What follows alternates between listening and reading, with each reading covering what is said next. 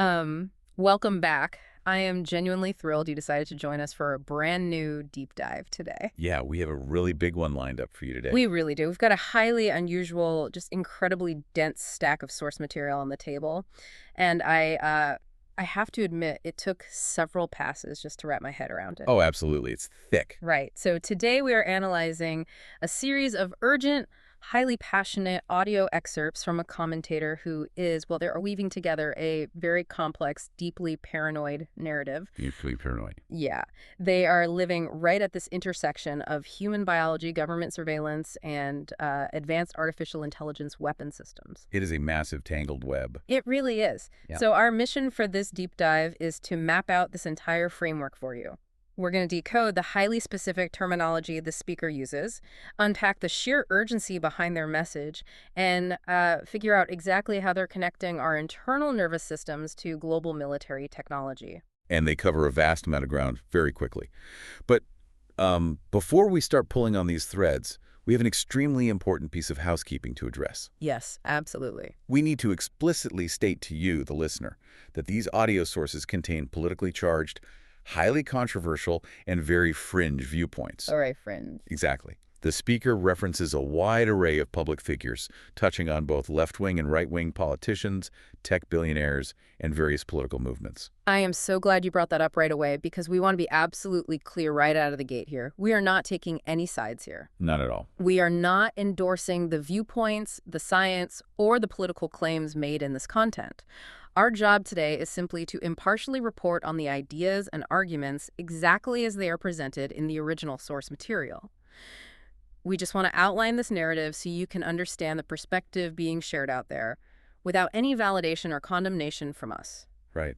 We are essentially acting as translators for this source material, nothing more. So, with that essential context out of the way, the best place to anchor this analysis is actually where the speaker spends the majority of their energy, which is deep inside the human body. Okay, let's unpack this. Because I was honestly blown away by the sheer scale of the biological claims being made in these audios. It's intense. It really is. The source focuses heavily on a concept they refer to as cognitive neurology, and they are just entirely fixated on the peripheral nervous system. They absolutely are. Yeah. The speaker is making the vehement, unbending claim that government entities, and they specifically named DARPA, have been actively logging into the human peripheral nervous system since the year 2015. Wow, 2015. Yeah. They do not treat this as some futuristic sci-fi theory. They treat it as an absolute, documented historical fact.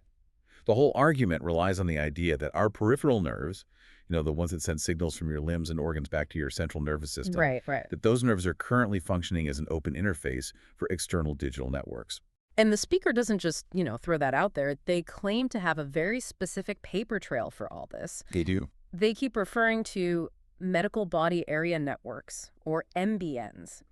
Now, I know what a local area network is for my home Wi-Fi, but how does the speaker apply this to human biology? Well, in the speaker's framework, they track the legal and technical documentation for these medical body area networks back to the Federal Register in 2014. Wait, 2014? Yes, and they note it was apparently updated for 2025. They also point heavily to the passing of the Cures Act in 2016. Oh, I remember that being in the news. Exactly. But the speaker views that legislation not as healthcare funding, but as the foundational rollout for what they call Healthcare 4.0. Their core assertion is that the infrastructure to continuously monitor, broadcast, and interact with human biology was legally established a decade ago. Okay, and they try to ground these massive claims with relatable tech that you and I see every day, right? They do? They point to pacemakers, continuous glucose monitors, and commercial wearables like a Fitbit or an Apple Watch. The speaker argues that none of these commercial devices would even work if there wasn't already a foundational, all-natural biological network inside you for them to ping. Right, that's their baseline. But I have to stop here because the assertions suddenly take a wild turn. They really do. I mean, I can barely get my smartwatch to track my steps accurately, yet the speaker starts talking about mining cryptocurrency with a human heartbeat and a blockchain W-ban. How on earth do they make that leap? It requires looking through their highly specific lens. Yeah. So a W-band stands for Wireless Body Area Network. Got it. The speaker claims that every hospital in the world is tied into a blockchain-verified network that tracks this biological telemetry. When they talk about mining crypto with a heartbeat, They are interpreting patents out of Yeah. context. Oh. Specifically, patents exploring how bodily activity could theoretically verify digital transactions. But the speaker believes this is actively happening right now. They even claim that our bones are acting like LEDs on a radar screen by utilizing piezoelectricity. Wait, piezoelectricity, like the little spark mechanism in a digital lighter, how does that possibly apply to human bones? It's actually a real biological phenomenon, Yeah. but the speaker exaggerates its application drastically. Piezoelectricity is simply an electric charge that accumulates in certain solid materials in response to applied mechanical stress. Okay. Think of the quartz crystal in an old analog watch pressure makes it generate a tiny current. Human bone does exhibit very weak piezoelectric properties when put under physical stress. Really? I didn't know that. Yeah, but the speaker takes that factual nugget and inflates it. They claim that this natural electrical charge is being harnessed by external networks to track our skeletal movements in real time, as if we are broadcasting our position via bone conduction. That is just a staggering interpretation of biology. And what really caught my attention is how the speaker proposes fighting back against this. Because they believe this invasive bioelectronic network is already installed, they don't advocate for moving to the woods and throwing away your phone. No, not at all. They say you can't just uninstall your brain and spinal cord. Exactly. So instead, they advocate for a very strange biofield practice. What's fascinating here is the specific physical mechanism they focus on. They call it voluntary piloerection. Which literally just means purposefully controlling your goosebumps. Yes, it sounds absurd on the surface, but the speaker is dead serious. They claim this is a vital form of cognitive neurology. The argument is that by consciously learning to trigger your piloerectors, the tiny muscles that cause goosebumps, you are flexing control over your neurotransmitters and your interstitium. I caught that word too in the audio. Interstitium. What is that in this context? Medically speaking, the interstitium is just a contiguous, fluid-filled space existing between a structural barrier, like your skin, and your internal structures. But the speaker views this fluid-filled network as a highly conductive medium for these invasive telemetry systems. They argue that by controlling your goosebumps, you are actively maintaining sovereignty over your own somatosensory system and your enteric nervous system. And they specifically call out the enteric system, which is your gut. They note that 80% of your immune system resides there, so if you don't control it, the network will. That's the fear, yes. The speaker is so passionate about this that they claim if someone leaves a designated geofence, they will be electrocuted from the inside out to force them back into their allowed zone. It just paints a terrifying, visceral picture of what they believe is happening to us every single day. It does. It frames the human body not as a temple, but as a compromised hardware node in a global network. But as you noticed in the audio, the biology is only half of the narrative. Right. The internal network has to communicate with an external system. Here's where it gets really interesting. The speaker aggressively transitions from internal biological hacking to external military hardware. They take direct aim at major tech corporations and the defense industry. But how do they connect the dots between your Fitbit tracking your heart rate and lethal military drones? The connective tissue for the speaker is artificial intelligence and data telemetry. Ah. If the human body is a walking sensor network, that massive stream of data has to be processed by an AI capable of making instantaneous global decisions. And that is where they believe the major tech firms and defense contractors have quietly merged. They are incredibly hostile toward companies that claim their AI or robotics won't be used for lethal purposes. I noticed they specifically call out companies like Anthropic and Boston Dynamics, that the source just completely mocks the idea that these companies are keeping their technology away from the battlefield. Completely mocks it. They bring up those famous Boston Dynamics robot dogs that we've all seen doing parkour or dancing to pop music on the internet. But the speaker claims those exact same robotic platforms were spotted at Tyndall Air Force Base, equipped with what they call open system architecture weapons. The speaker views the public relations campaigns, the dancing robots, the friendly AI chatbots, as a deliberate, insulting facade for active military deployment. And they root this corporate critique in recent history to justify their deep distrust. They focus heavily on a 2017 incident involving Google and Project Maven. Oh, I remember that making headlines. That was the Pentagon contract where Google was providing AI to help identify drone targets, right? Precisely. Google employees staged massive protests, arguing that the project was evil and violated their corporate ethics. Right. But the speaker uses this specific historical moment as proof of a larger conspiracy. They point out that despite the employee uproar, the Pentagon simply moved forward, and Google eventually quietly dropped its famous "Don't Be Evil" slogan, shifting its posture to openly working with the Department of Defense. To the speaker, this proves that ethical objections from engineers are meaningless, and that corporate stakeholders will always pivot to military integration. And that leads right into their claims about how these weapon systems currently operate. The speaker cites a very specific military document to prove that human oversight has been entirely removed from the equation. Yes.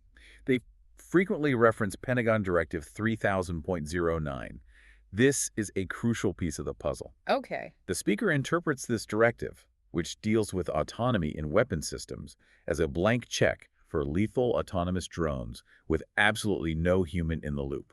They rely heavily on a military concept called the OD loop. Right. Observe, orient, decide, act. Exactly. In traditional warfare, a human performs the OD loop. A human observes the target, decides what to do, and pulls the trigger. The speaker asserts that Directive 3000.09 removed the human entirely. They claim that by January of 2023, these autonomous weapon systems were fully deployed globally, meaning the drone observes, decides, and acts on its own. Potentially based on the biological telemetry data we discussed earlier. Exactly. It's a terrifying loop they are describing. Your body generates data, the global blockchain network processes it, and an autonomous drone makes a lethal decision based on it. And the narrative just keeps getting broader. It does. The speaker outlines this massive corporate political web, linking together something they call the Genesis AI project and a Stargate project dating all the way back to 1995. The speaker claims this infrastructure has been building for decades, involving vast underground data centers meant to process this biotelemetry. And to connect all these dots, they name-drop a staggering list of power players. Yeah, they weave together Sam Altman of OpenAI, Larry Ellison of Oracle, the Japanese investment firm SoftBank, and former President Donald Trump. It's like they're building a unified field theory of tech paranoia. That is a great way to put it. The source alleges all these figures are intertwined in advancing remote patient monitoring systems, creating global optical networks, and powering autonomous weapons grids. They even point to a NATO summit in Paris, scheduled for February 2025. According to the speaker, several countries signed a petition against lethal autonomous weapons there. But the US, the UK, with its Skynet system, and India refused to sign. Skynet? Yeah. And the speaker views this diplomatic refusal as definitive, undeniable proof that these AI weapon systems are actively online and protected by the world's largest militaries. What really struck me while listening to all of this wasn't just the sheer volume of claims, but the emotional tone. It is not a detached academic geopolitical analysis. There is an intense, almost desperate frustration in the audio. Very desperate. And surprisingly, the speaker doesn't direct most of this anger at the government or the tech CEOs. They direct it at other alternative researchers and their own community, which they refer to as the targeted individual community. If we connect this to the bigger picture, the absolute central thesis of this entire audio stack boils down to a single word for the speaker: deployment. Yes, they are visibly, audibly furious with anyone in their circles who claims this technology is not here yet or who thinks it's still in a research and development phase. They view waiting for lawsuits or legal miracles, what they derisively call hopium, as a fatal mistake. They're so incredibly specific about their grievances with their own community, too. It almost borders on humorous until you realize how deadly serious they are. Yes. They openly mock people who are trying to use what they call magic potions and amulets. They specifically call out the use of zeolite, nanosilver, and contrast dye-like, the stuff you drink before a medical MRI, as absurd attempts to try and detox or remove AXI-IDs from their bodies. And that detail about the AXI-IDs perfectly illustrates how they blend biology and technology. Right. In normal networking, a MAC-ID is a media access control address. It's just a unique identifier assigned to a network interface controller. Your laptop has one, your router has one. The speaker literally believes that individual human organs and nervous systems have been assigned AXI-IDs by this biological tracking network. So, someone trying to drink nanosilver to flesh out a MACO ID is, to the speaker, profoundly stupid because you can't sweat out a digital network address. Precisely. In the speaker's framework, treating this like heavy metal toxicity is completely missing the threat. As they bluntly put it, you cannot uninstall your brain and spinal cord. Because the technology relies on the natural electrical impulses of your nerves. Yes. They insist the only defense is that cognitive neurology practice, the voluntary goosebumps, not drinking contrast, die. But how does the speaker justify this massive global cover-up? Because they see deception literally everywhere, not just from the government, but actively working to divide their own tiny community. They analyze current government deception by drawing on historical parallels where they believe the public was openly lied to. For instance, they look at the NASA Artemis project. Okay. They suggest the entire moon landing narrative is heavily manipulated, if not outright faked, specifically to launder money and cover up the creation of continuous global networks and intrabody communication servers. Intrabody communication servers. So they think NASA's budget is actually paying for the servers that process our biological data. That is the claim. They also draw parallels to the 1990s Clinton scandals, using the famous "I did not have relations" denial as the ultimate template for how authorities will boldly, legally lie to the public through clever phrasing until they are absolutely forced to admit the truth. And they take that intense awareness of deception and apply it directly to the people standing right next to them. Yes. They actively allege that there is a co-intel operation at play within their own survivalist circles. They specifically point a finger at groups associated with J6, claiming these political actors are actively trying to divide the community with slander and false hope. The speaker believes these infights over affiliate links for detox supplements or arguments over spiritual portals are not organic disagreements. They view them as intentional distractions driven by government social engineering, Right. specifically designed to prevent people from uniting against this technological deployment. The urgency is just palpable. They warn their listeners that if they keep stonewalling, one day they'll walk outside, their car won't start, they'll feel a pressure in the air, and they will be physically turned around by a drone or a magnetic system if they step outside their geofence. The speaker is practically pleading with their audience to drop the infighting, drop the spiritual woo, drop the conspiracy theories about aliens, and focus purely on the biological reality of this digital ambush. It's all about focus for them. So, what does this all mean? We've covered a massive amount of ground today, from hacked peripheral nervous systems to piezoelectric bones to autonomous dancing robot dogs to infighting over drinking MRI dye. For you listening right now who might just be trying to catch up on the latest tech trends or understand where AI is heading in the real world, why should you care about these extreme, highly unconventional audio excerpts? It's a vital question. You should care because while these specific claims exist far outside the mainstream consensus, they act as a highly sensitive magnifying mirror. A magnifying mirror. Yes. They reflect society's very real, very current anxieties about the erosion of privacy. When the speaker talks about the fear of having no right to be alone under your own skin and bone, they are taking our everyday, mundane concerns about our phones tracking our location or our smartwatches harvesting our health data and pushing it to its absolute biological limit. It's like seeing our everyday tech headlines run through a dystopian survivalist filter. That is exactly what is happening. This audio shows how complex, very real tech jargon is being digested by the public. When the speaker drops terms like digital twins, which in the real tech world is just a virtual replica of a physical system used for testing, they reinterpret it to mean a literal voodoo doll of your biological data controlled by the government. Right. When they say free space optical networks, a real technology that transmits data via light, they imagine it as a laser grid locking them into a geofence. It really highlights the profound distrust a segment of the population has toward both big tech and government regulations. It does. They see the merging of biology and technology not as a medical miracle for life extension, but as the ultimate form of cannibalism and control. Understanding this fringe perspective is incredibly useful because it helps you understand the extreme edges of the cultural conversation surrounding artificial intelligence, biotracking, and the opaque nature of military AI contracts. The fears that drive this speaker are the exact same fears that policymakers are struggling to legislate right now. That is incredibly well put, and it brings a lot of clarity to a very chaotic narrative. So, to summarize our deep dive today, you have just explored a radically different, intensely passionate perspective on the future of humanity.